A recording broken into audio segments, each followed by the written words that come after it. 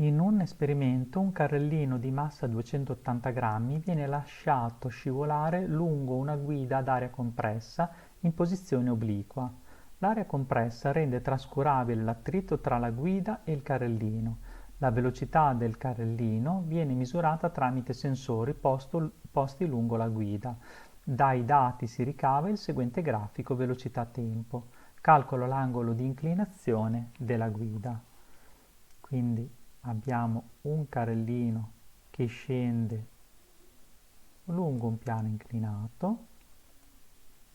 Questo carrellino è sollevato da aria compressa, quindi da annullare quello che è l'attrito, e ha un'accelerazione costante dato dal grafico qui sotto. Beh, possiamo calcolare l'accelerazione media dal grafico.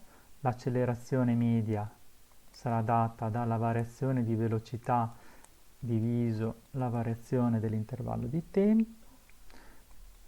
Siccome la variazione di velocità è la velocità finale meno la velocità iniziale, tempo uguale tempo finale meno tempo iniziale, possiamo anche scrivere che 5,2 meno 0 fratto 3,6 meno 0 uguale 5,2 fratto 3,6 metri fratto secondo quadrato.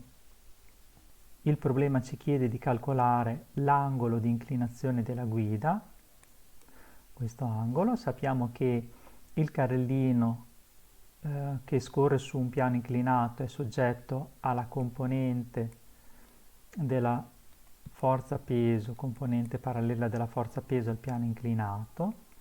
Sappiamo che questa componente può essere ricavata dalla conoscenza della forza peso conoscendo l'angolo di inclinazione, quindi possiamo dire che la componente della forza peso parallela al piano inclinato è uguale alla forza peso per il seno di alfa.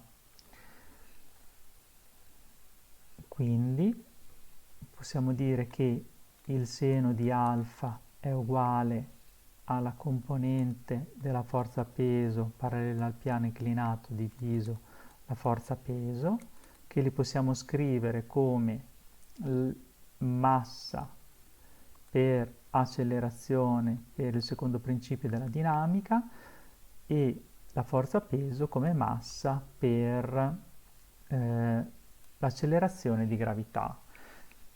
L'accelerazione che abbiamo messo a numeratore sarebbe la nostra accelerazione media. Quindi la massa si semplifica sia a numeratore che a denominatore, quindi possiamo scrivere che alfa è uguale all'arco seno dell'accelerazione media che abbiamo calcolato prima, che è 5,2 fratto 3,6, e a denominatore per 9,8 uguale a 8,5 gradi.